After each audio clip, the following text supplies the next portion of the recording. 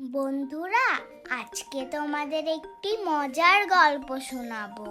এই গল্পটি শুনলে তোমরা মজাও পাবে এবং কিছু শিখতেও পারবে।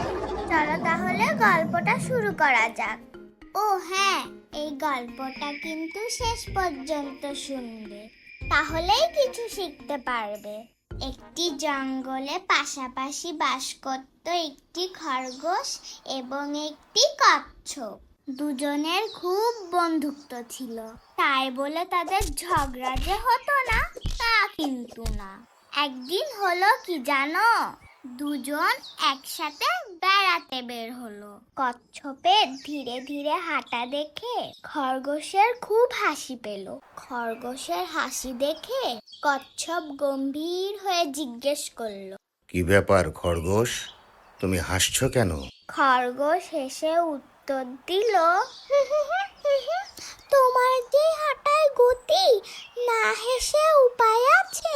এই কথা শুনে কচ্ছপ আরো গম্ভীর হয়ে বলল, তাই বুঝি। ঠিক আছে, চলো একটা দৌড় প্রতিযোগিতা হয়ে যাক, দেখি কে জেতে। প্রতিযোগিতা? কার সঙ্গে? তোমার সঙ্গে? এই কথা বলে খরগোশ আবার হো হো করে হাসতে থাকলো। হাসি থামিয়ে বলল, ঠিক আছে, আমি রাজি। বলো দৌড়ে কত দূর যেতে হবে আর কখন শুরু হবে? কচ্ছপ বলে উঠল, এখনই শুরু হবে। ওই যে দূরে একটা গাছ দেখতে পাচ্ছ, দেখি কে আগে ওই গাছের ওখানে পৌঁছাতে পারে। খরগোশ বলল, ঠিক আছে, চলো শুরু করি। রেডি, 1 2 3 গো। দৌড় দৌড় দৌড় দৌড় জাম্প, দৌড় দৌড় দৌড় দৌড় জাম্প। খরগোশ লাফাতে লাফাতে অনেক দূর চলে গেল। তারপর একটি গাছের নিচে গিয়ে থামলো। থেমে সে হাঁপাতে হাঁপাতে বলল, অনেক দূর চলে এসেছি, দেখি তো আমার বন্ধু কচ্ছপ কোথায়? কই, ওকে কোথাও তো দেখছি না। ও তো অনেক পিছনে পড়ে গেছে। তাই তো পড়ার কথা, ওর যা হাঁটার গতি। এই সুযোগে আমি একটু গাছের ছায়ায় বিশ্রাম নিয়ে নিই। হাঁটি হাঁটি পা পা, হাঁটি হাঁটি পা পা। এ তো খরগোশের নাক ডাকার শব্দ মনে হচ্ছে। ও আবার ঘুমিয়ে গেল নাকি? দেখি তো। হ্যাঁ, ঠিক ধরেছি। ওই যে গাছের ছায়ায় আরাম করে শুয়ে ঘুমাচ্ছে। ঠিকই আছে, ও যেরকম লম্ফ ঝম্প করে তাতে তোর ক্লান্ত হয়ে পড়ারই কথা। যাক, ও ঘুমাক আরাম করে, আমি আবার হাঁটতে থাকি।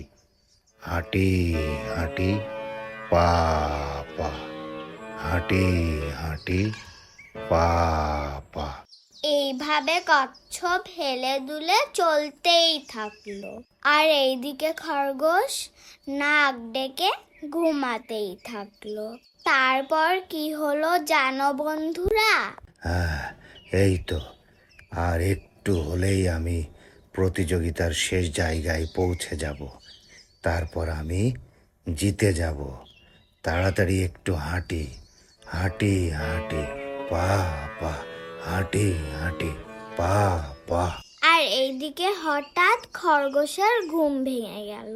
সে ঘুম থেকে লাফিয়ে উঠল, এদিকে ওদিকে তাকিয়ে বলতে থাকলো, সে কি, সন্ধ্যা তো প্রায় হয়ে আসলো, কচ্ছপ গেল কোথায়? ও নিশ্চয়ই এখনো এখানে পৌঁছাতে পারিনি। ওর যা হাঁটার গতি। হাঁটি হাঁটি পা পা।